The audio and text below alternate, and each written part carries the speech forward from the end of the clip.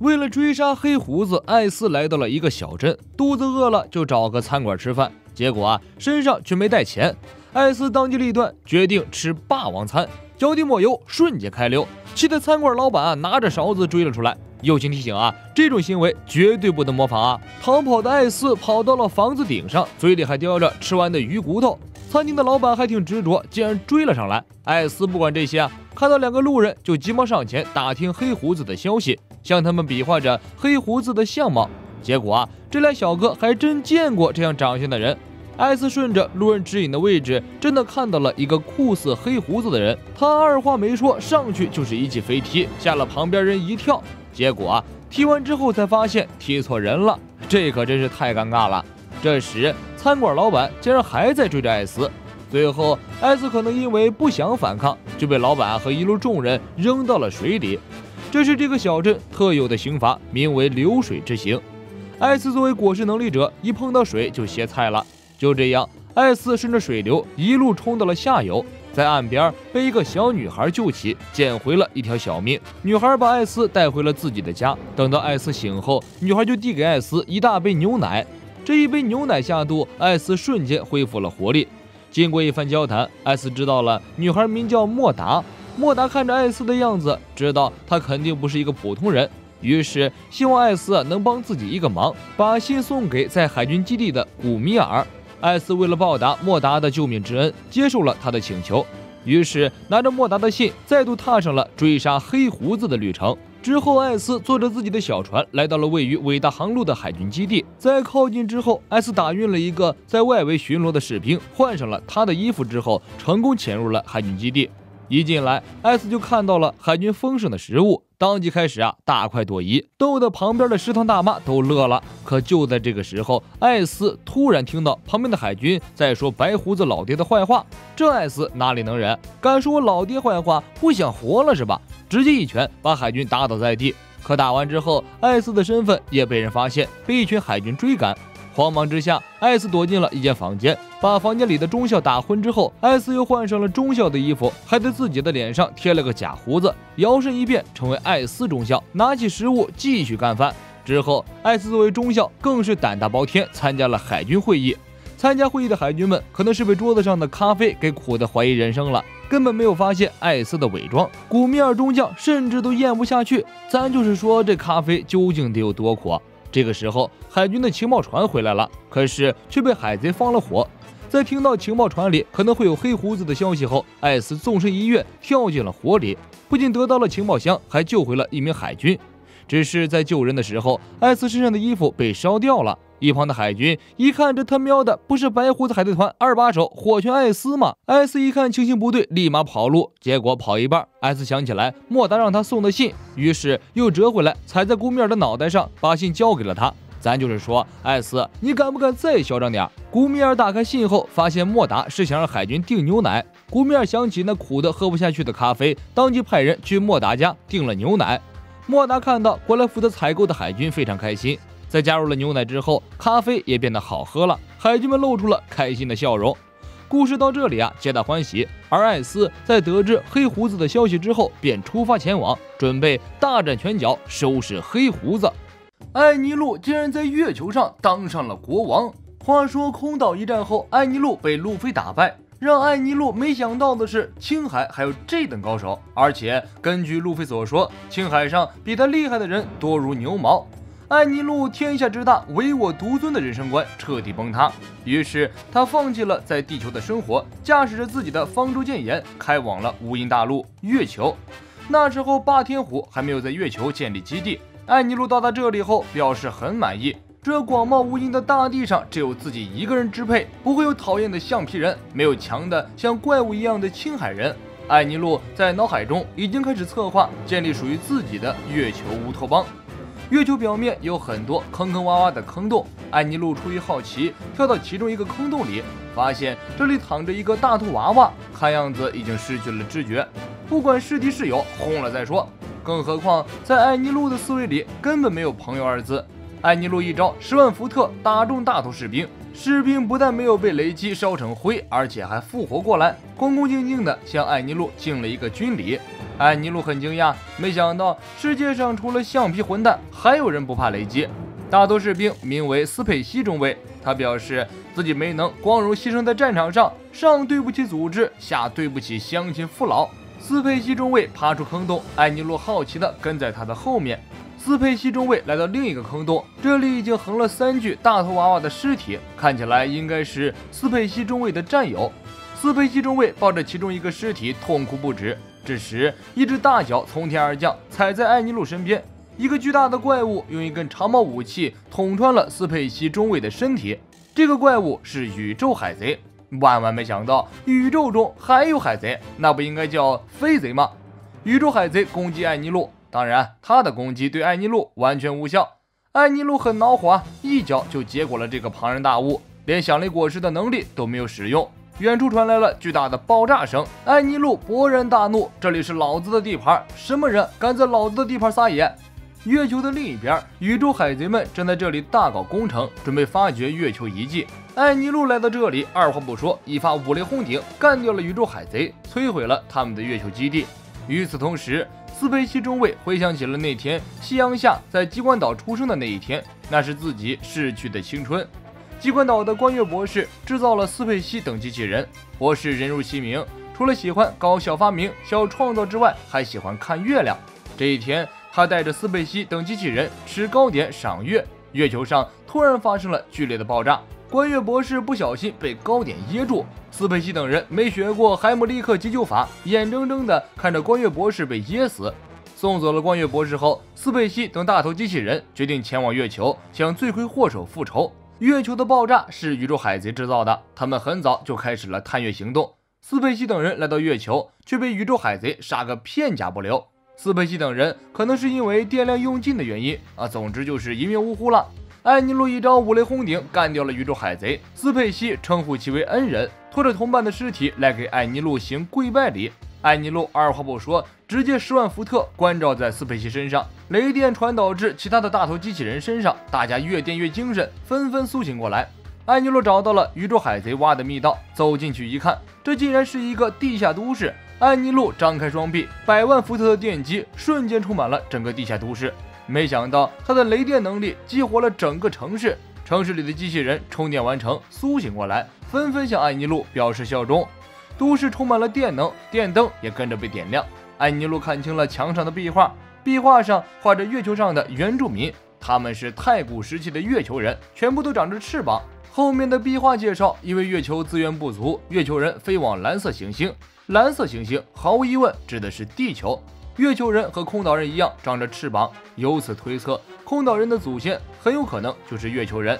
此时，古代都市的所有机器人都被激活，黑压压的机器人大军守在无垠大地上，而安妮路就是他们新任的国王。一个远离地球的独立国家就这样建成了。要问这个海贼王中最励志的大反派是谁瓦尔波一定是首选之人。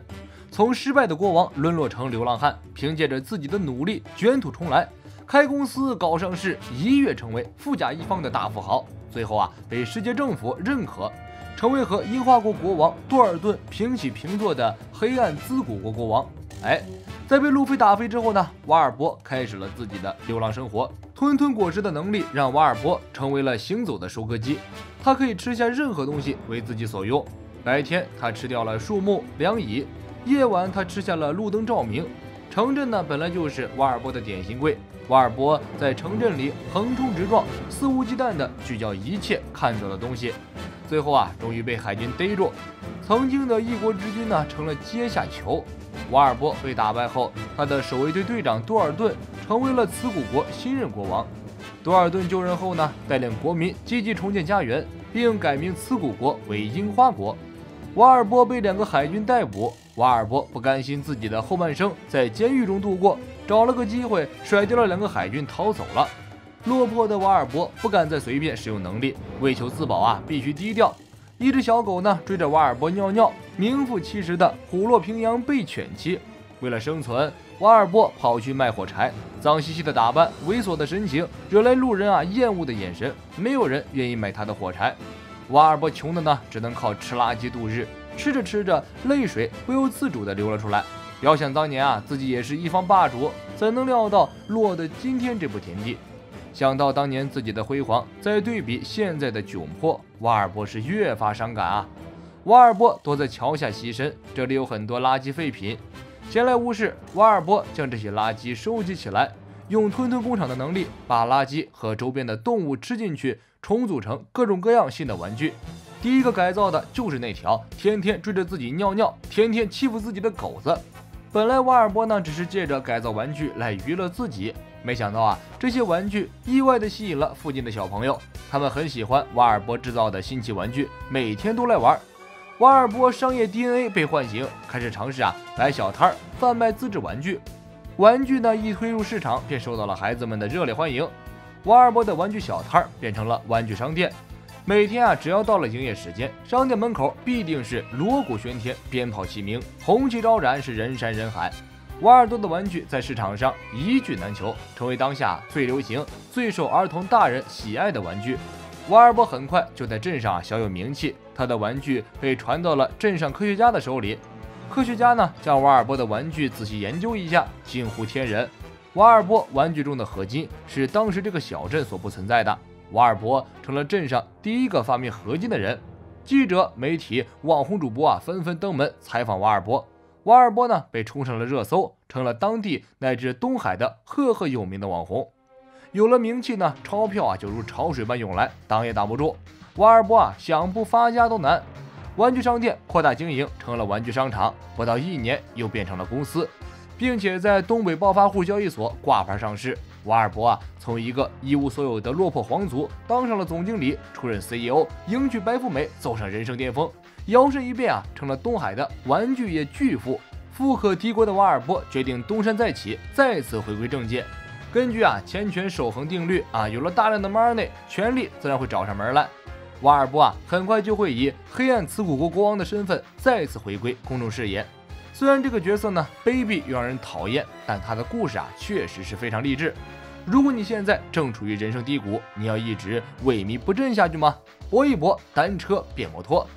乌索普的家乡希罗布村，科亚的管家克洛原本是一个臭名昭著的海贼，因为觊觎科亚的家产，于是以管家的身份潜伏在科亚身边多年。时机成熟，克洛率领海贼团袭击希罗布村，路飞率领索隆、娜美、乌索普奋起反抗，打跑了克洛一伙。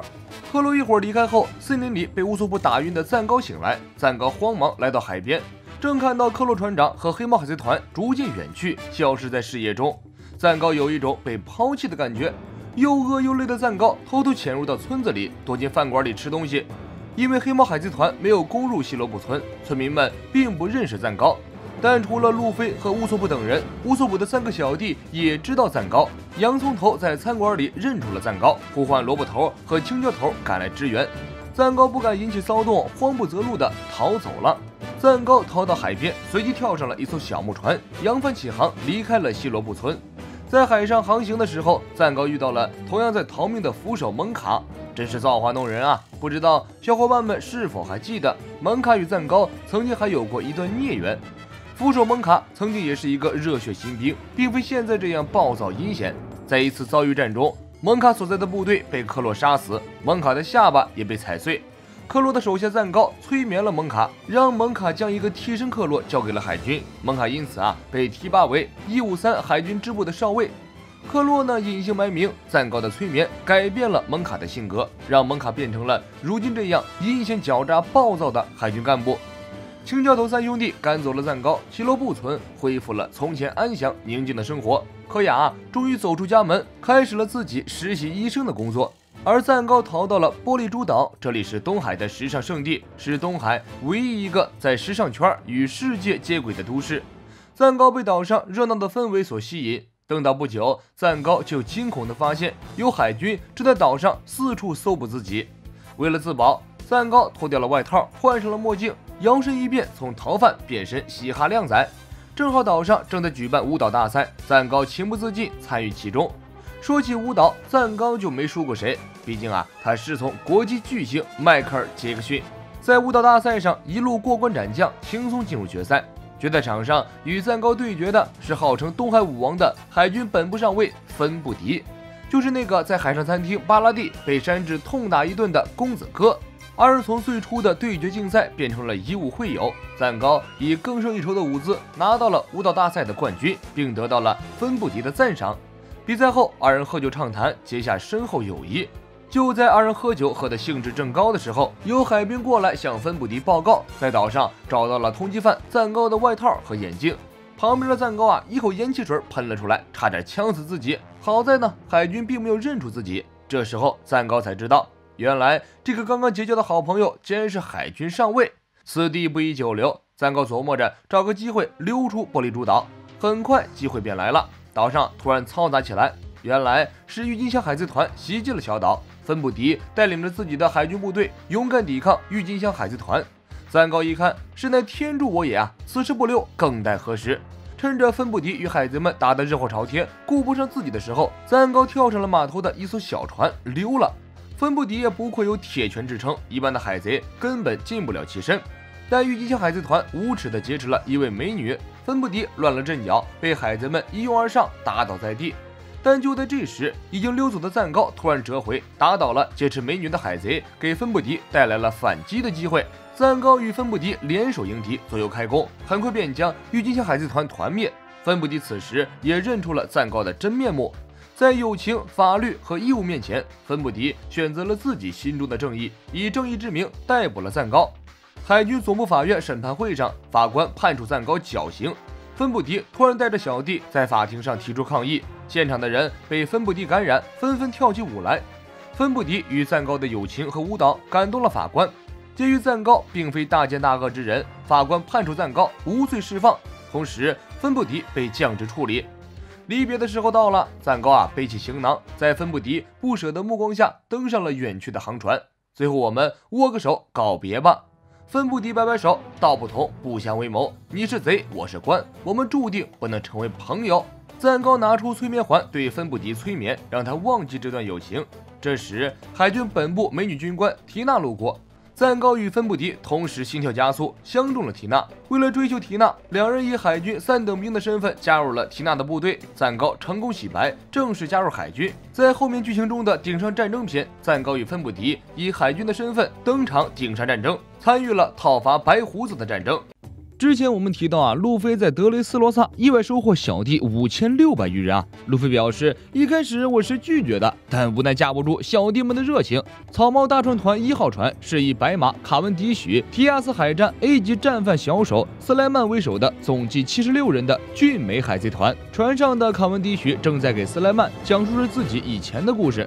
想当初，卡文迪许也是一名货真价实的王子，他因为有着迷人的外表而受到了全国上下无数女孩的追捧，但因为太过着迷，导致了国内适龄的女子都不愿嫁人。最后因为这个原因，国内发生政变，卡文迪许被判处太受欢迎罪而被流放国外，国家只给了他74名部下以及区5亿贝利。对此，卡文迪许表示自己的人生坠入了谷底。斯莱曼听完则表示，我从未见过有如此厚颜无耻之人。谈话间，他们身后出现了2艘红色的海贼船。卡文迪许表示不用慌，这只是自己的追随者又找上门来了。草帽大船团2号船是以食人鬼巴托洛米奥为首的总计56人的巴托俱乐部。某日，巴托洛米奥来到了一座城镇当中，村里人看到海贼入侵，自然是一个个抄起家伙准备应战。但巴托洛米奥深知擒贼先擒王的道理，直接拿下敌方首领，接着便开始强行兜售起了草帽团的贴纸和胸章，并且告知村民，以后这里的地盘就属于草帽海贼团了。路人称这里是4皇红发的领地，你这样不好吧？谁知巴托洛米奥听完直接把红发的旗帜烧了，换上了草帽团的旗帜，嘴上还嚷嚷着路飞前辈未来可是要成为海贼王的男人。路飞和红发表示，我能怎么办？我也很无奈。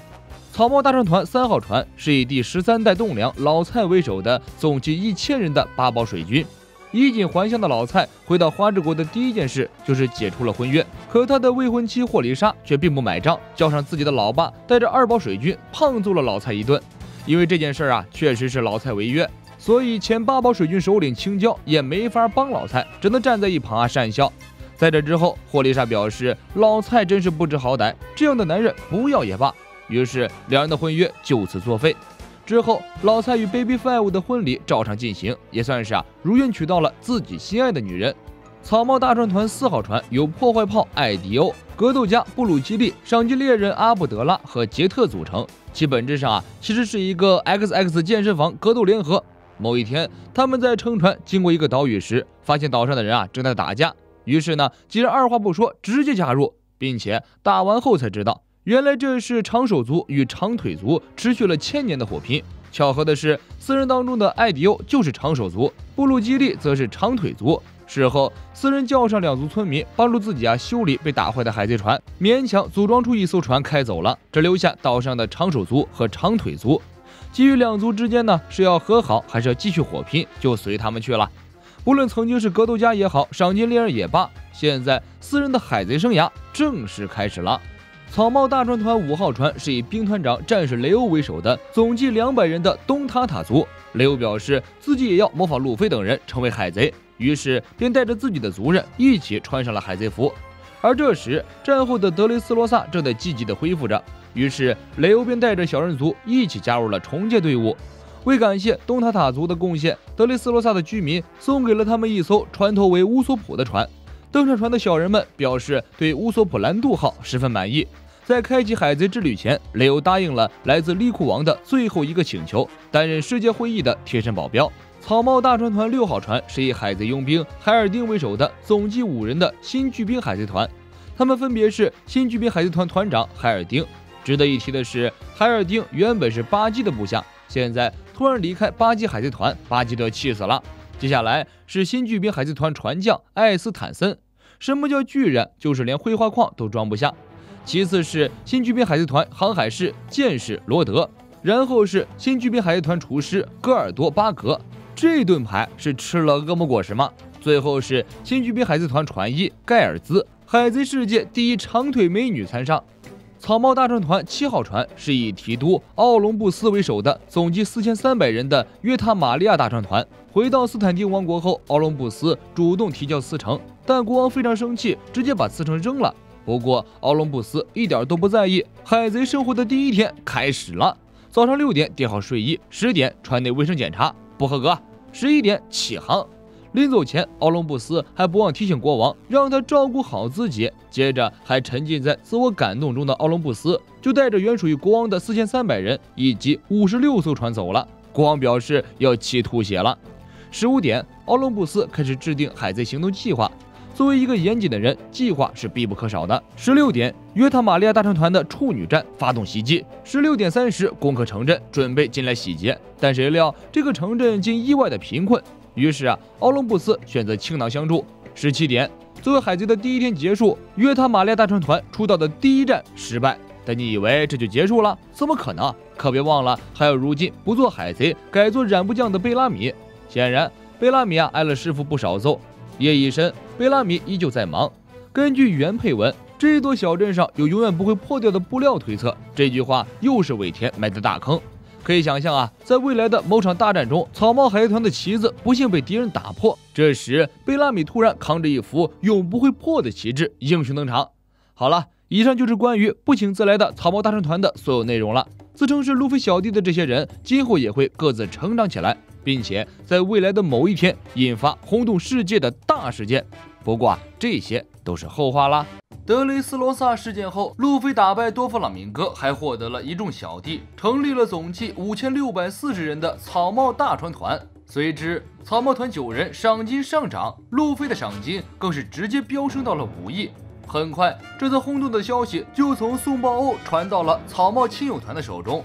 风车村马奇诺的孩子长大了，他被达旦高高举起，旁边2位小弟则戴着路飞和萨博的同款帽子，唯独村长依然独自生着闷气。双月村索隆的师傅十分头疼，因为新来的这批学员一个个都在模仿着自己的师兄索隆，练起了3刀流，甚至连眼睛也要特意遮住。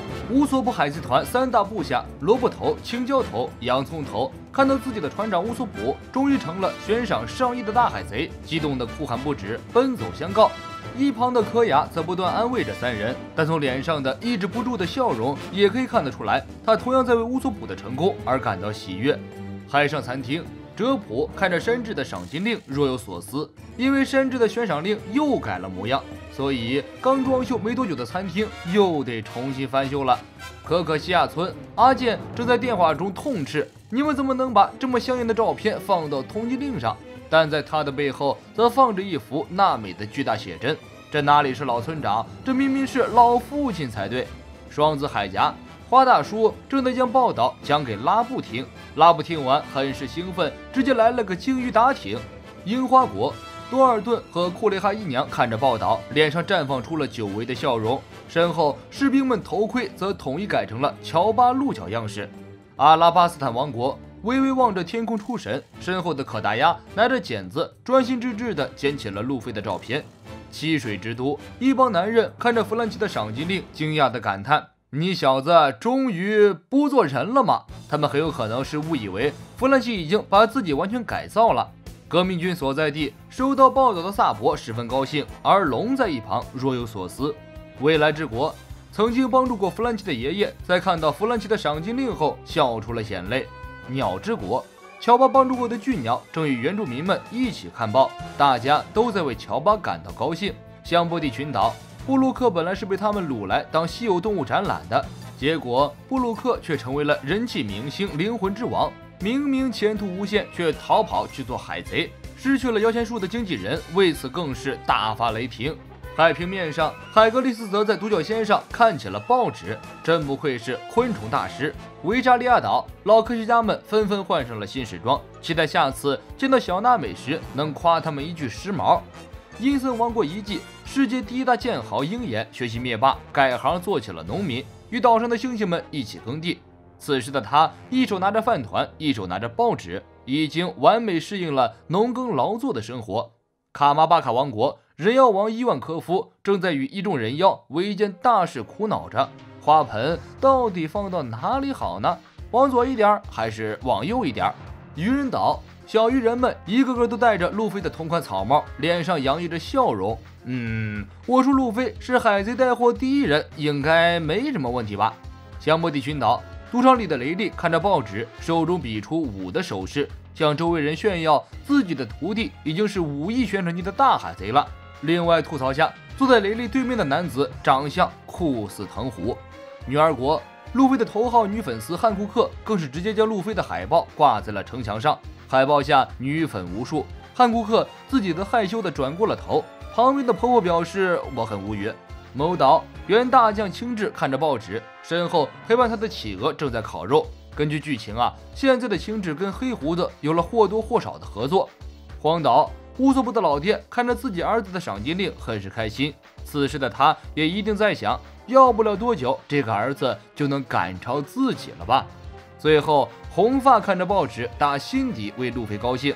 而此刻红发海贼团所在的荒岛正举办着一场婚礼，而2张图已经把红发海贼团主要干部全都画了出来，唯独没画那个一直拿着肉的胖子。你们觉得此刻的众人是否是在参加他的婚礼呢？你可知道老沙竟然放弃了逃跑的机会，主动进入了监狱。话说老沙这个人作为敌人，虽然阴险狡诈、不择手段，而且很有野心，但是作为同伙，老沙是一个相当不错的老大。他的手下们很多对他忠心耿耿，人气小萝莉妹子黄金周就是老沙的忠实门徒之一。在报纸上得知老大以及社团成员被海军逮捕，妹子黄金周二话不说收拾行李准备去监狱解救老沙。Mr. Five 和妹子情人节试图阻止小萝莉的疯狂行为。你知道监狱是什么地方吗？小孩子就是小孩子，监狱岂是儿戏？然而很多时候，正因为小孩子思想单纯，没有复杂的想法，才能很快付诸行动，将本来不可能的事情推波助澜至成功。妹子黄金周用黄绿染料俘获一只翼龙，翼龙成为黄金周的朋友，黄金周骑着翼龙向老沙所在的监狱飞去。Mr. Five 和妹子情人节放心不下黄金周，于是也跟了上去。一行3人经过了小花园，看见正在徒手搏斗的东丽与部落基，这2人怎么还没有和好？不久后，突然迎来了暴风雨天气，黄金周画在翼龙身上的黄绿色染料被雨水冲刷掉，翼龙清醒过来，将黄金周3人从空中丢下，3人刚好落在了附近的一座度假岛上。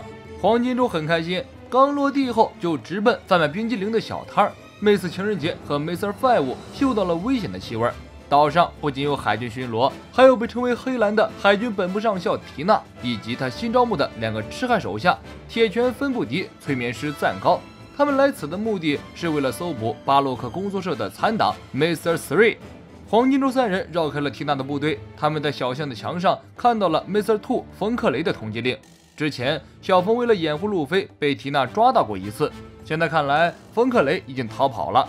为了隐藏身份，黄金周3人乔装打扮一番，变成了观光游客。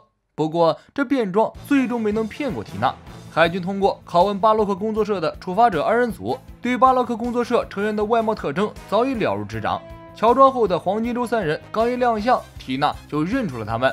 缇娜出手了，眨眼间就抓住了妹子情人节。Mr. 5和黄金周趁乱逃走，情人节被俘虏。缇娜命令手下捆起妹子情人节示众，并贴出告示：黄昏之前，如果 Mr. 5、妹子黄金周和 Mr. 3没有投案自首，将公开对情人节实行绞刑。好巧不巧的是 ，Mr. 3也在这座度假岛上。此时，他悄悄来到海岸边，正准备起航溜走。忽然，岸上传来一声低吼：“给我等一下！” Mr. 3定睛一看，来者竟然是 Mr. 2冯克雷。冯克雷教训了小三一顿，头可断，血可流，同僚一起不能丢。海岸边，妹子情人节被绑在这里示众，等待黄昏时刻处以绞刑。这时，有神秘老铁给缇娜刷了一枚大火箭。缇娜仔细一看，是被五花大绑的 Mr. 3。小三旁边有一面白旗，上面写着“我要自首”。海军喜出望外，以为双喜临门，巴洛克工作社2个干部连续落网。突然，小三发飙，跳起来打倒了芬布迪和赞高。原来这个小三是冯克雷变化的，他特意赶来解救妹子情人节。缇娜见状，脱下斗篷，准备会一会这个巴洛克工作社的高级特工。缇娜不愧为海军本部上校，体术根本不逊色于小冯。躲在一旁观战的 Mr. 5和妹子黄金周趁乱救走了情人节。黄金周用背叛黑染料抢夺了一艘军舰，3人驾驶军舰火速赶到了海军的海上拘留所。被涂上背叛黑染料的海军假意逮捕3人，黄金周3人顺利潜入了拘留所内部。拘留所内包括克洛克达尔在内的巴洛克核心成员都被关在这里，他们应该是在等待被送进推进城监狱。老沙带着手下狠揍了拘留所的其他犯人，成为拘留所一霸。黄金周3人潜入进来，打开牢门，救走了 Mr. Fong 等人。而傲娇的老沙表示，越狱什么的最无聊了，自己还挺喜欢在这里安安静静的生活。Mr. 1跟随老沙留在了看守所，黄金周和其他成员乘船逃走。临行前，黄金周使用能力绘出了梦幻7色彩虹，这个染料能力可以使人变成自己内心想要的样子。老沙变成了海贼王，这算是黄金周临走前送给老沙的最后礼物了吧？不过老沙明显不太适应，显得很尴尬。黄金周一行人漂流到了某个荒野，在这里他们找到了一个破旧的房子，大家动手改造，将房子改造成了咖啡店。妹子黄金周成为这里的画家，大家过上了平平淡淡的生活。如果这里不是一家黑店，这个结局还是蛮好的。另一边，冯克雷最终没敌过缇娜的能力，与 Mr. 3双双被抓，丢进了老沙所在的拘留所。后面的剧情大家就知道了。老沙4人被送进了海贼大监狱推进城，直到路飞闯入推进城，老沙4人才得以越狱重建世界。最后，除了冯克雷被麦哲伦抓了回去，其他人都成功的逃出了推进城。这绝对是4皇8姬最憋屈的一段故事了，没胳膊没腿，甚至被当成了食物。自上一次巴基在无名小岛被路飞轰飞后，一直郁郁不得志。他险些落水溺亡，侥幸搞到了一个木筏出海，又被一群巨大食人鱼追杀。没胳膊没腿的巴基拼命地荡起双桨，一路飙到了一座无人岛。在这里，巴基发现了一只练习时长2年半的走地鸡。饥肠辘辘的巴基不知道从哪里摸出刀叉，一边飞溅口水，一边追捕走地鸡。巴基没想到走地鸡是有靠山的。作为岛上的原住居民，走地鸡换来了大走地鸡。巴基恍然大悟，想起了上学时同学写的那篇文章《我的天龙人父亲》，自己空有一身本领，都不如人家有个好爹。巴基拼命地跑，逃命的同时还不忘想办法填饱肚子。巴基精心设计了陷阱，试图将走地鸡一家连锅端。大走地鸡早已识破巴基诡计，不仅毁了陷阱，还成功捕获巴基一枚。巴基就这样成为了盘中餐。就在未来的四皇马上就要被扼杀在摇篮的时候，巴基那双常年在海上漂泊、得不到充分洁净的42码臭脚救了巴基一命。大走地鸡尝了一口后，脸色发紫，险些中毒身亡，随口将巴基推了出去。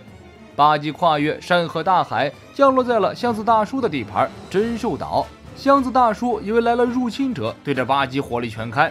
得知巴基也是海贼后，箱子大叔热情邀请巴基共进晚餐。二人是举杯邀明月，莫名有一种相见恨晚的感觉，很快成了挚友。两人促膝长谈一整夜。第二天，箱子大叔饱含热泪，将哭哭啼啼的巴基送出了真兽岛。箱子大叔对巴基说：“一路顺风。”巴基说：“放心，我很强。”结果还没走出半海里，巴基就被一只巨型螃蟹夹爆了木筏。眼看巴基又要挂了，亚尔丽塔刚好路过，出手干掉了螃蟹，把巴基救了上来。亚尔丽塔拿出路飞的画像向巴基寻人。巴基一见路飞，气不打一处，若不是这个家伙，自己也不会落得如此下场。不杀此人，死难瞑目。敌人的敌人就是朋友，巴基与亚尔丽塔达成联盟，联手讨伐路飞。巴基被打飞后，他的兄弟们也很不好过。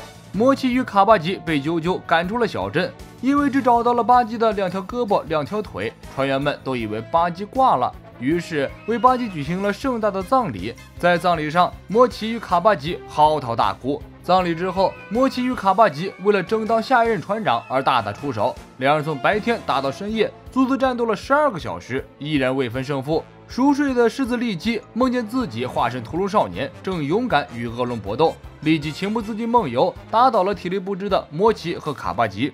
就这样，利基成为了下一任船长，利基海贼团成立了。利基海贼团的庆祝宴会引来了岛上原住民库马特族的注意。库马特族攻打过来，眨眼间就团灭了利基海贼团。利基应该是海贼史上上任时间最短的船长了。同一时间，巴基和亚尔丽塔靠近了小岛。巴基用望远镜远远的就看见了自己的海贼船，催促亚尔丽塔赶快靠岸。一靠岸，巴基傻眼了，眼前是重伤的小弟摩奇和卡巴吉，而利基和其他兄弟们早已不知去向。岛的另一边，库马特人绑架了利基和其他的海贼，将他们放到锅里做铁锅炖。搜查随身物品的时候，库马特人发现了一对胳膊和一对腿。库马特人疑惑地凑过去查看，胳膊和腿突然发飙，飞起来将看热闹的库马特瞬间打倒。巴基站在远远的山坡上，意气风发，仿佛浑身都在发光。他喊道：“给你们个忠告，没事别看热闹啊，不对，放开我的兄弟！”巴基的胳膊与腿回归身躯，最伟大的船长小丑巴基终于重登舞台。正所谓大难不死，必有后福。在之后的冒险中，巴基大爷必将驰骋这片大海，顺风顺水，名利双收。巴基率领兄弟们将库马特人狠狠教训一顿。奇怪的是，巴基总是有一种能鼓舞人心的能力。虽然他目前的能力只能吹牛皮，但是有他在，船员们就会涌出莫名的斗志。香波地群岛大逃杀之后，草帽海贼团突然神秘消失。在这2年期间，除了草帽路飞在顶上战争亮相登上热搜之外，其他成员均不知下落。渐渐的，草帽海贼团淡出了人们的记忆。直到2年后，海军再次突袭香波地群岛，打击岛上那些妄想前往新世界的海贼们。以战逃丸为首的和平主义军团率先有了重大发现，草帽路飞本尊竟然出现在香波地群岛。紧接着，海贼猎人索隆、黑祖山治、小贼猫娜美、狙击之王乌索普、吉祥物乔巴、恶魔之子罗宾、改造人弗兰奇以及世界巨星灵魂之王布鲁克纷纷亮相。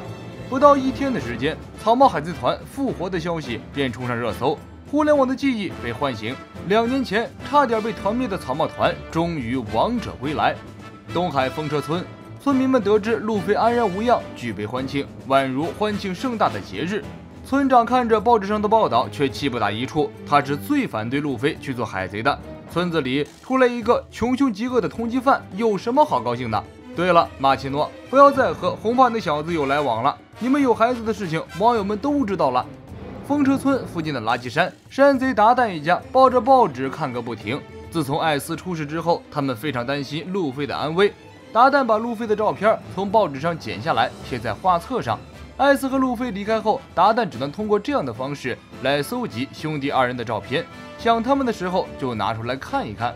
东海谢尔兹镇海军基地，海军们拿着当天最新的报纸欢聚一堂。为什么今天这么高兴？谁都不明说，但是彼此都心照不宣。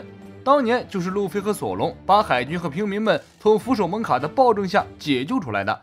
虽然他们两人的身份是海贼，但是镇上的海军们都知道，没人比他们还配得上英雄这个标签了。当年那个给索隆送饭团的小女孩，如今已经成了海军基地里的一名实习服务生了。索隆的家乡西摩治基村，索隆的师傅双月耕四郎看到报纸上索隆的英姿，满意的笑了。他将报纸放在古伊娜的墓前，告诉古伊娜，索隆做到了，他成为了名声响彻世界的大剑豪。东海忠犬八公羞羞依然守在主人留下的那间宠物店前，被巴基破坏的宠物店早就被修好了，门前还立着羞羞的雕像。村长告诉羞羞，草帽路飞回来了。羞羞不会哭，不会笑，不会说话，但是他什么都知道。真兽岛，箱子哥竟然找到了女朋友，身体同样卡进木桶里的女孩木桶妹妹也算是结局圆满。乌索普的故乡希罗布村，青椒头三兄弟看到乌索普的帅照，不禁感叹，以前这个家伙只会吹牛皮，没想到他吹的牛皮正慢慢实现。现在的乌索普真的成为勇敢的海上战士了。青椒头三兄弟更加崇拜乌索普，对无边无际的大海也更加向往。科亚通过学习和实习，已经成为了一名医学生。村里上门求爱的男人络绎不绝，梅丽替科亚全部将他们拒之门外。梅丽知道科亚心里只有一个人，那就是曾经那个无数日夜陪在科亚床前讲故事的乌索普。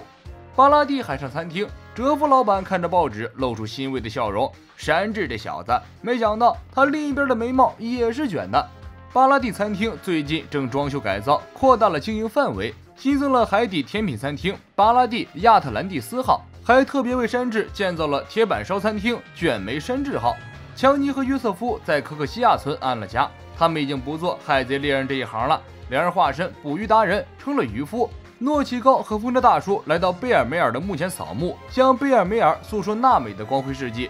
风车大叔对报纸上穿着性感暴露的娜美无法释怀，他不敢想象有多少下流污秽的目光在娜美身上上下扫视，比如屏幕前就一双。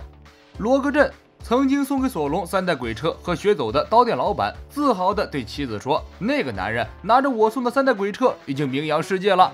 妻子一脸鄙夷，你得意个什么劲儿？人家说不定早就把你给忘了。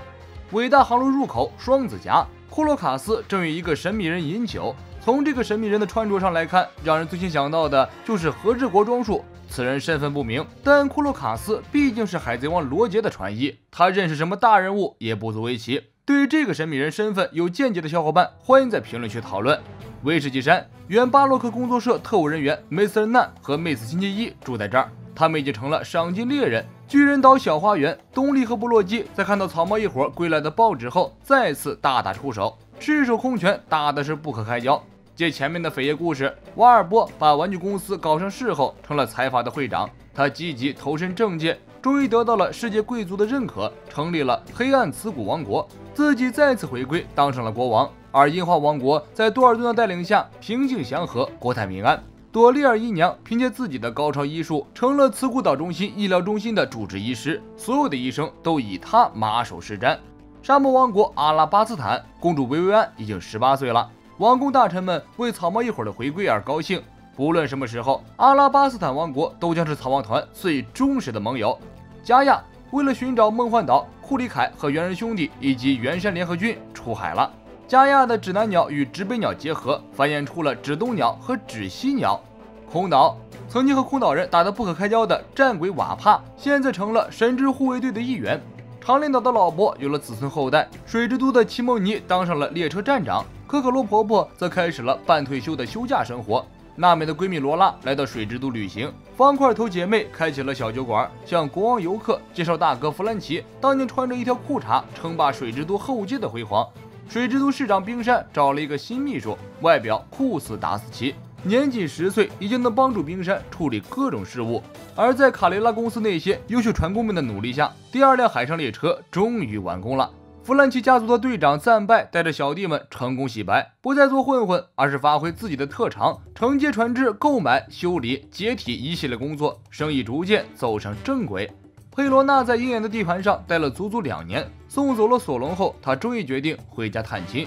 佩罗娜回到恐怖的三鬼帆船，在这里，他找到了分开2年的库马西。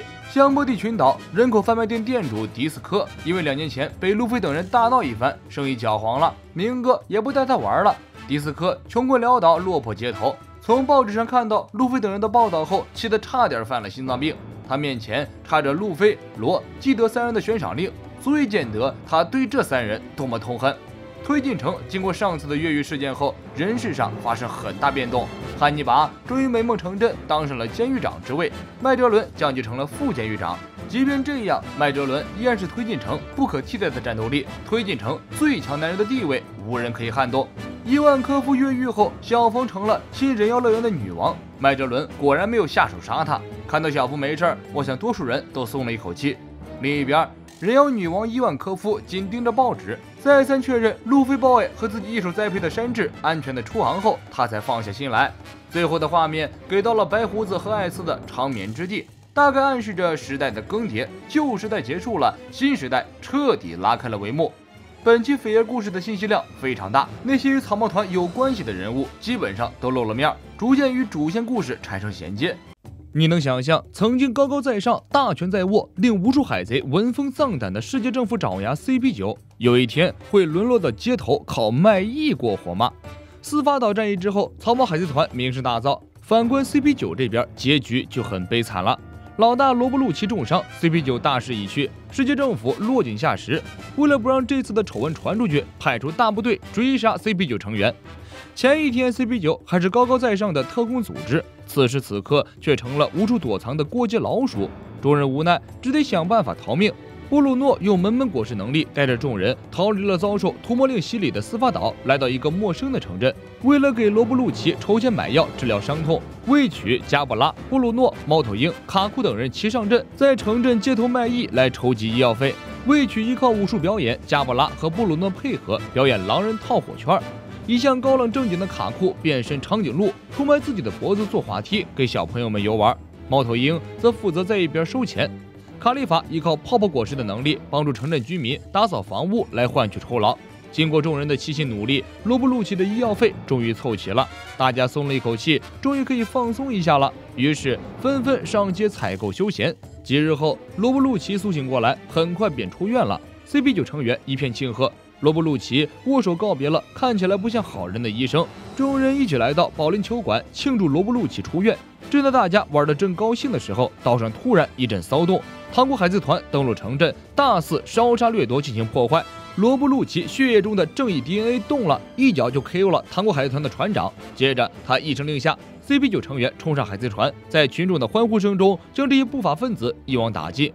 罗布路奇的心底里有那么一些正义，但是正义过剩，更多的是披着正义的暴虐。他一脚踩爆了海贼的脑袋，在城镇中引起巨大恐慌。看来这地方待不下去了，用不了多久，海军和世界政府的特工就会找上门来。众人决定离开这里。一个小女孩向 CP9 众人献上一朵小红花，以感激他们对打击海贼做出的贡献。CP9 的船只在暖阳中出航，回到了他们的故乡冠号岛。岛上，下一代 CP9 的候补少年团正在艰苦的训练之中。海军很快便掌握了罗布路奇等人的行踪，迅速登陆了冠号岛，逮捕罗布路奇一行人。罗布路奇等人纷纷变身，将来犯的海军暴打一顿。收拾掉了海军之后，罗布路奇给千里之外几乎瘫痪在床的斯潘达姆打了电话，大致内容就是把脖子洗干净了，等我回去砍了你呀。斯潘达姆听后惊慌地从病床上坐了起来，瘫痪的身体瞬间恢复知觉，堪称医学奇迹。斯潘达姆叫来自己的父亲斯潘达因，父子二人齐上阵，密谋暗杀 CP9。然而罗布路奇无论是智商、胆识、力量，都不是斯潘达姆比得了的。斯潘达因父子捆起来，也绝对不会是罗布路奇的对手。CP9 的船消失在茫茫的大海之中，罗布路奇决定暂时消失在公众视野，积攒实力。不久的未来，卷土重来，夺回自己失去的一切。事实证明，罗布路奇做到了。2年后，罗布路奇突然现世，成为了天龙人直属特工集团 CP0的老大。海贼王里最卑鄙、最倒霉的反派，当属卡里布了。卑鄙程度和巴基持平，但是运气却连巴基的1%都没有。2年后，渔人岛，卡里布在香波地群岛被假的草帽一伙耍得团团转，尾随路飞一伙下潜渔人岛，结果自己的海贼团全军覆没，自己成了路飞船上的人质。进入渔人岛后，卡里布学会了低调行事，企图在渔人岛捞一笔，结果也是几经碰壁，总算挨到草帽团离开渔人岛，卡里布终于有了搞事情的机会。卡里布在人鱼湾肆意抓捕人鱼，准备带到陆地上卖钱，发一笔横财。好在慎平及时赶到，制服了卡里布。为了防止卡里布再搞破坏，慎平押着卡里布乘船离开了渔人岛，打算送他回去陆地。半路上遇到了卡里布的弟弟克里布，这小子命大，竟然没死。慎平没给兄弟二人叙旧的机会，带着卡里布迅速离开，将卡里布送进了海军祭武支部的基地。海军祭武支部不同于其他海军部队，是一群十分残忍的暴力分子组成的部队，他们的恶劣程度与海贼相比有过之而无不及。卡里布落到祭武的手里，算是罪有应得，恐怕是不得好死了。看到卡里布的一刻，祭武的准将已经在脑海中想出了100个折磨卡里布的小技巧了。这时海面一阵翻腾，卡里布的弟弟克里布驾驶着海贼船闯入祭武，为了哥哥和海军拼了。克里布率领小弟们冲进祭武基地，与海军们拼死相搏，最后终于将烧烤架上的卡里布救了下来。然而卡里布竟然忘恩负义，丢下弟弟克里布，自己驾船先溜了。卡里布独自驾船在大海上，很快就遭到了报应。海面狂风大作，暴风雨瞬间摧毁了卡里布的海贼船，他漂流到了一个不知名的岛上。由于天气太冷，卡里布很快晕了过去。卡里布醒来时，自己躺在舒适的被窝里，旁边有一个慈眉善目的老奶奶正在照看他。由于年岁已高，老奶奶精力不足，正靠在椅子上打盹儿。卑鄙的卡里布悄悄爬出被窝，趁着老奶奶打盹，他偷走了老奶奶的金银首饰和存款。而不知情的老奶奶醒来后，不仅给卡里布准备了肉饼便当，还给他指明了去往港口的方向。卡里布并没有因此良心发现，他心安理得地带着老奶奶的便当向港口赶去。走到半路时，突然被一群武装分子堵住了去路。这群人尊敬地称呼卡里布为贾布尔队长。卡里布一脸懵逼，老奶奶追上来，用石头赶走了武装分子。奇怪的是，武装分子倒也没有反抗，哀嚎着跑开了。卡里布一脸懵逼地和老奶奶挥手告别，继续向港口赶去。走着走着，卡里布越发好奇，于是折返回来暗中观察，发现城镇中有很多这样装束的武装分子，他们似乎在寻找自己，只是他们嘴里喊的是贾波尔这个名字。卡里布用自己的能力潜入了他们基地，发现这个岛原来是一个武器工厂，这群武装分子是当地被迫劳动的百姓，他们的领袖叫做贾布尔，长相和卡里布一模一样。卡里布不知道抽了什么风，突然放弃了逃走的想法，以贾布尔的身份带领着工人们起义。不料起义刚开了个头，就被凯多的手下斯科奇给灭了。卡里布见大事不妙，再次抛弃战友们溜了。逃跑过程中，卡里布看到老奶奶的家里燃起大火。卡里布见状冲进房屋，看到已经失去意识的老奶奶，她的手边拿着孙子的照片。原来老奶奶的孙子就是和卡里布一模一样的贾布尔，难怪老奶奶对他这么好。老奶奶醒来后央求卡里布离开小岛，不要再出去打架了。这时斯科奇来袭，老奶奶视死如归，挡在斯科奇面前，让卡里布快跑。卡里布想也没想，恭敬不如从命，溜了。卡里布跑到港口，看到从海军机务部队跑出来的克里布和部下们。克里布一见到卡里布，就给了他一个大大的拥抱。他没有记恨卡里布弃自己于不顾，因为奶奶去世前经常唠叨，无论发生什么，兄弟俩都要好好相处。岛上，斯科奇抓住了老奶奶，便要将这个贾布尔的奶奶杀死示众。卡里布率领部下们攻了回去，自己换上了贾布尔队长的装束，与斯科奇等人展开了战斗。卡里布使用沼泽能力，将斯科奇以及其他敌人吞入身体里，并将武器工厂一并吞下，摧毁了这个奴役工人们的罪恶之地。没想到卑鄙的卡里布竟然也有向善的时候，岛上的工人们高呼英雄贾布尔的名字。然而众人还没有高兴2分钟，一头恐龙突然冒出来，将卡里布咬伤。现场的工人们一哄而散，德雷克将反抗者们全部歼灭，同时抓捕了卡里布。卡里布知道打不过德雷克，于是放弃了抵抗，恳求德雷克只抓自己，放过自己的小弟们。老奶奶含泪将便当递到卡里布的手里。就在几分钟前，老奶奶听到卡里布对属下们这样说道：“千万要保护好老太婆呀！”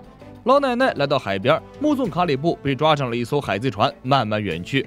空旷的大海上回荡着卡里布的声音。他说：“你可要长生不老啊，老太婆。”故事最后，老奶奶来到孙子贾布尔的坟墓前，她将卡里布的通缉令钉在了墓碑上，说道：“谢谢你，和我的宝贝孙子一样可爱的卡里布。”原来老奶奶已经知道卡里布不是自己的孙子了，只是在短暂的交往中，老奶奶发现了卡里布身上善良可爱的一面，因此没有拆穿他，把他当作自己的孙子一样对待。后来在和治国大战中，卡里布也功不可没，帮助路飞满血复活。不过这都是后话了。慎平老大将四处捣蛋的卡里布救出渔人岛，丢进了海军机务部队，然后开始了自己一个人的海底漫游。慎平在路上遇到了一只迷路的小海猫，小海猫可怜兮兮地向慎平求助。慎平带着小野猫找到海狗巡警，请求海狗巡警的帮助。海狗听说小海猫的遭遇之后，发现自己和小海猫刚好住在同一个城镇，于是带着小海猫和慎平向居住的镇子游去。到了地方之后，三条鱼惊愕地发现整个镇子居然不见了，海狗巡警的家却奇迹般地保留下来。到底发生了什么事情呢？慎平化身海底福尔摩斯，决定帮助伤心的小海猫破案。此时，一艘沉船由海面缓缓沉下来，慎平出手帮助，将沉船拖出水面，救了船上的人类。在船上，慎平看到了最新的报纸，这才知道路飞与罗达成了同盟。再翻到另一个版面，慎平看到这样一则报道：大量海兽出没，港口海兽大暴动事件。慎平认为这应该和海底城镇神秘消失的事件有关系吧。慎平带着小海猫前往海港城镇调查，发现有一个城镇的遗迹堆在这里，而这个遗迹就是海兽们居住的地方。慎平登上港口，从当地居民的口中得知最近发生了许多灾难性的怪事，突然从天而降，掉下来砸毁了人类居住的城市。同时，近海又突然出现了大量的海兽，摧毁人类的船只。人类供奉在港口的贡品全部消失不见，突然消失的大量贡品，神秘出现的奇怪遗迹，暴怒的海兽。慎平凭着掌握的这3条线索，准备着手调查。这时，又有遗迹从天而降，给憨憨的慎平老大吓了一大跳。慎平看到一个巨大的黑影潜入了海底，犯人就在海中，慎平立即追了上去。在海底，慎平发现了大量消失的贡品，还看到了正在偷吃贡品的秃头海神。原来秃头海神被路飞揍了以后，一个人在海里流浪。他看到了一个供奉大量贡品的地方，于是开开心心的将贡品拿走吃掉。为了报答献上贡品的人类，秃头海神把海底的遗迹丢上港口，送给人类作为谢礼。没想到却毁坏了人类居住的城镇，而被秃头海神抬走的遗迹就是海兽们居住的巢穴。海兽们失去了巢穴，以为是人类在搞破坏，因此才会集体暴动攻击人类的船只。因为秃头海神这一举动造成了一系列不良的后果，慎平对秃头海神进行了一番严厉的说教。看他的样子，虽然人高马大，也是个憨批，今天就不出手揍他了。秃头海神被慎平教训的大哭，于是向海兽们道歉赔罪。小海猫也找到了自己的妈妈。惊喜的是，港口的人类在突然出现的遗迹里发现了一块巨大的石头，竟然是历史正文。为了表达对慎平的感谢，人们将历史正文送给了慎平。海兽们将遗迹重新沉回海底。另外，作为对人类城市破坏的补偿，海兽们自愿充当渔船，载着人类出海。人类与海兽达成和解，皆大欢喜，大家在一起开开心心地举办了一场宴会。慎平要继续自己的旅行了，秃头海神请求慎平带上自己。就这样，慎平和秃头海神告别了港口的人类和海兽，一起踏上旅程。之后的故事我们都知道的，慎平将这个历史正文送给了大妈，以此暂时加入了大妈海贼团。娜美的好朋友罗拉终于结婚了。在蛋糕篇章中，因为四皇大妈发威，那些卷入蛋糕岛战争中的战士们成了众矢之的，被大妈海贼团全团追杀。蛋糕岛篇就这样在草帽团逃离后便戛然而止。那么那些在生死攸关的时刻掩护草帽团离开的勇士们都怎么样了？这些支线故事也是很多海迷关心的话题。今天我们就来说一说，在讨伐大妈的战斗中，从纯路人一跃成为耀眼明星的极恶时代之一，对敌人心狠手辣，对伙伴义薄云天的黑老大匪帮贝基的经历。蛋糕岛篇结束后，大妈带着海贼团大部分中坚力量奔赴和之国，只留下一部分干部守家。匪帮贝基带着一家老小躲在果子塔监视船上逃过一劫。很明显，大妈统治的万国已经容不下贝基一伙了，他们决定离开这里。下一站，戚风早就想好了，那就是回到伟大航路前半段，寻找自己失散多年的亲生姐妹罗拉。爱妻的愿望就是我的愿望。宠妻狂魔贝基立即召集手下，拿来地图，确定好了前往恐怖的三鬼帆船的航海路线。路线确认好之后，贝基一伙抢劫了敌船，向伟大航路前半段驶去。因为此时正值世界会议期间，红土大陆附近戒备森严，贝基一伙暂时无法通过红土大陆。没办法，贝基只好带着家人和伙伴们停靠在附近一座小岛上补给粮食。贝基一伙刚登上小船，一个路人就认出了戚风。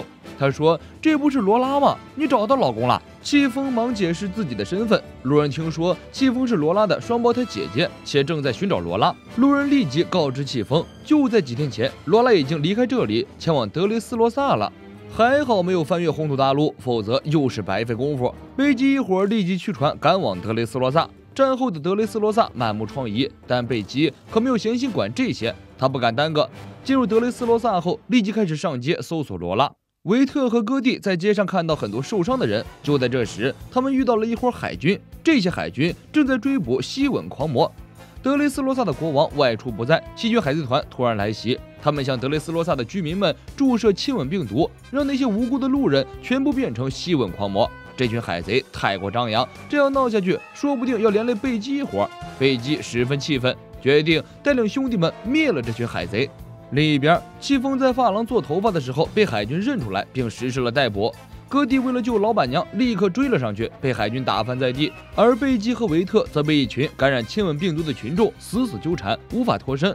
救出老板娘的重任压在了戈蒂的身上。戈蒂追上海军，引爆了港口的炸药，趁乱将老板娘戚风救了出来。戈蒂带着戚风逃脱了海军的追捕，戚风竟然亲了戈蒂一口。他说：“虽然不知道你是谁，不过谢谢你救了我。”戈蒂大惊失色：“老板娘，这可使不得！如果被老大知道了，咱可小命不保。”原来戈蒂身边的这个人并不是戚风，她就是戚风失散多年的双胞胎姐妹罗拉。时隔多年，姐妹终于重逢，罗拉的伙伴们跪谢贝基一伙，感谢贝基一伙挺身而出救出罗拉船长。不过重逢的喜悦很短暂，海军来袭，戚风抱着贝基，戈蒂抱着罗拉，大家慌不择路的逃命。海面上，小人族的海贼船在海上遇到了遇难的国子塔巡视船，从巡视船上救下了乌奴大叔。小人族与乌奴将船停靠到了小岛港口，刚巧遇到了逃命的贝基一伙。乌奴一见到罗拉和戚风，便忍不住痛哭流涕。他对两人说：“我是你们俩的父亲呀！”罗拉和戚风一时无法接受这件事儿，而此时海军的追兵已经赶到了，贝基当即带着大家登上海贼船，扬帆溜了。乌奴不想错过这次和家人重逢的机会，毅然决然地跳进海里，在海军的一阵阵炮击中奔向罗拉和戚风。罗拉和戚风脑海深处的回忆大概是被唤醒了，他们哭着将乌奴拖上船，对乌奴说：“妈妈曾经说过，我们的爸爸是个踢也踢不走、死缠烂打的男人。”乌奴抱着两个女儿嚎啕大哭，父女分别了整整26年，终于在这一天重逢了。故事结尾，罗拉终于结婚了，她与勇敢又憨厚的戈蒂结为夫妻。父亲乌奴亲眼见证了这场婚礼。罗拉在同一天收获2个家人，可谓是双喜临门。火焰坦克海贼团在阵阵礼炮声中向未知的方向继续航行。从穷凶极恶的海贼到章鱼烧店长，小巴的章鱼烧之路。猜猜看，小巴的章鱼烧是用身体哪条手臂做的？答案都不是。可可西亚村一战结束后，阿龙一伙被海军逮捕，小巴中途从军舰上跳海逃跑，成功的从海军手里逃了出来。小巴本想就此逃回家乡渔人岛，结果半路上碰到了一条受伤的面包鲨鱼。善良的小巴为面包鲨鱼解下鱼钩，并帮助他包扎好了伤口。面包鲨鱼为小巴带来肉作为谢礼。等一下，为什么冰箱里有个神似恶魔果实的东西？好了不要在意这些细节。小巴继续向渔人岛进发，中途遇到了一个被困荒岛、饥肠辘辘的人类。小巴大方地将手中的肉送给了人类，人类被小巴救了一命，送给小巴一枚钻石戒指当做谢礼。钻石戒指到手里还没捂热，小巴碰见了丢失戒指的金鱼公主。小巴将戒指还给了伤心的金鱼公主，金鱼公主则赠送小巴一把黄金之矛。小巴这一路旅行，手中的东西利滚利一样越滚越大。海底散步的小巴碰见了一只海兽野猪，它正在被一头海王类追赶。出于保护弱小者的心态，小巴用黄金之矛猛戳海王类，救下了海野猪。海野猪向小八表示了谢意。突然肚子里一阵翻腾，海野猪把刚刚吃下去的人鱼凯米还有帕帕谷吐了出来。小八无心插柳，竟然救了2个弱小的生命，而且还是老乡人鱼。老乡见老乡，说是两眼泪汪汪，出门在外还得靠老乡。凯米向小八表示了真诚的谢意，帕帕谷哭成了一个泪人不对，一只泪星。但此时角落里几个鬼鬼祟祟的家伙正接近小八。这几个鬼鬼祟祟的家伙是小八的老相识鱼人马可罗一伙，他们曾经也是太阳海团的成员，但小八不知道的是，这3个现在已经走上了歪门邪道，成了人贩子，专干出卖同胞的勾当。人鱼是他们最常下手的对象，人鱼市场空间大，价格好，而且还不具备攻击力，对于人贩子来说非常好入手。马可罗提出用一张秘制章鱼烧的地图来换人鱼凯米，没想到小八竟然答应了，不仅答应了，还把帕帕谷当作赠品一并送给了马可罗一伙。凯米懵了，说好的老乡见老乡，两眼泪汪汪的，说好的出门在外靠老乡呢，原来出门在外坑老乡才是真的。大概小八也没有想到鱼人族里会出马可罗这种出卖同胞换取金银财宝的败类吧。小八带着地图去寻找章鱼烧秘制酱料，原来他有一个暗恋对象八爪子，名字土是土了点，但却是小八最爱的人。曾经八爪子嫌弃小八的章鱼烧难吃，拒绝了小八的求爱。小八为了让八爪子爱上自己，所以才如此热衷章鱼烧。果然没吃过爱情的苦，不懂单身的甜。小八根据地图找到了一头巨型章鱼，3下5除2将巨型章鱼收拾掉，但是却没有找到秘制酱料。小八十分愤怒，我朋友都卖了，就这。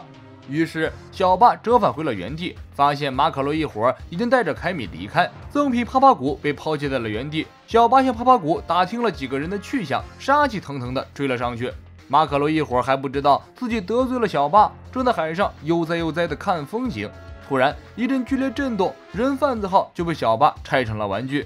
小八将马可罗暴打一顿，马可罗委屈地解释说自己并没有欺骗小八，秘制酱料就藏在巨型章鱼的天灵盖里。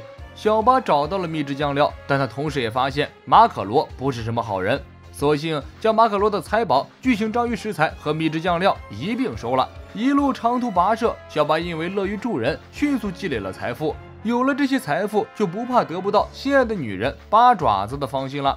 另一边，八爪子梳妆打扮，准备出门蹦迪。在经过被沉船摧毁的鲶鱼村时，八爪子并没有上前帮助，而是在一边嘲讽。由此可以预见，八爪子和小八并不是天生一对，八爪子配不上小八，注定在后面的剧情出不来了。八爪子离开不久后，小八3人也路过这里，看到被摧毁的鲶鱼村以及受灾的村民，凯米伤心落泪。凯米向小八求助，小八很是善良，他将财宝换成了做章鱼烧的食材和工具，在路边支起了小摊儿，小八章鱼烧就这样紧急开业了。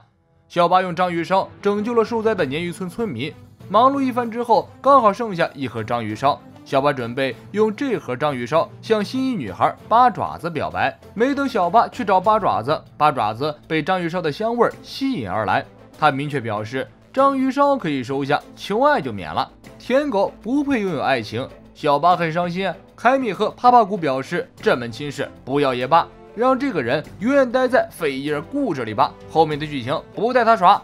舔狗小八虽然伤心，但还是决定把章鱼烧送给八爪子。但这时鲶鱼村的村长来了，他表示自己很饿。小八一番抉择，最终将章鱼烧送给了村长。八爪子恼羞成怒，揍了小八一顿。这一下，小八和八爪子的事儿真的吹了。夕阳下，小八暗自伤心，凯米在一边不断安慰他：“那个女人只是把你当舔狗而已，你会遇到更好的人。”小八却说：“他为什么不找别人当舔狗呢？因为他还是在乎我的。”真是没救了，年少不知凯米好，错把八爪子当成宝。夕阳西下，小八3人相互依偎着睡着了。睡梦中，小八想起了儿时的梦想，烹饪章鱼烧，成为渔人岛的章鱼烧大王。小八好人好报，因为他出手帮助了鲶鱼村。鲶鱼村的村民打造了一艘水上章鱼烧摊位，送给小八以表谢意。这艘船的名字就叫章鱼烧8号。小八失去了八爪子，却圆了儿时的梦想，终于拥有了自己的章鱼烧店。今天的扉页故事内容是没有剧情逻辑的图片合集《故人今何在》。顾名思义，讲的是草帽团的老朋友们如今都在干什么。扉页故事发生的时间线是从恐怖的三鬼帆船到顶上战争结束，因为没有具体内容，只能看图讲故事了。水之都市长冰山举办招聘会，面向社会招募秘书。前来应聘的人络绎不绝，有大叔，还有大娘，有小萝莉，还有御姐。先把长相不合格的淘汰，最后只剩下小萝莉和御姐。丝袜御姐不住地向冰山暗送秋波。冰山表示，我要找的秘书和你理解的秘书不是一类。最后，冰山淘汰掉了丝袜御姐，留下小萝莉做秘书。卡雷拉造船公司的副社长巴里在水之都的人气相当之高，几乎仅次于老板冰山。他刚在街角露面，狂热的粉丝们就将整条街围了个水泄不通。人群中还有向巴里讨债的债主，不过以目前巴里的人气，随便开一场直播就够还债了，何苦四处躲债？巨人奥伊莫和凯西脱离世界政府的管制后，积极帮助水之都进行战后重建。托两大巨人的福，水之都的重建工作又快又顺利。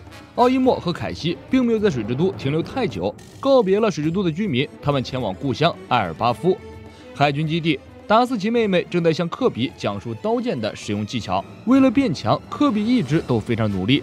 巴基和红发在镇上的关东煮小店里把酒言欢。虽然两人颇多恩怨，但是巴基不得不承认，这个世界上他唯一的好朋友就是红发香克斯了。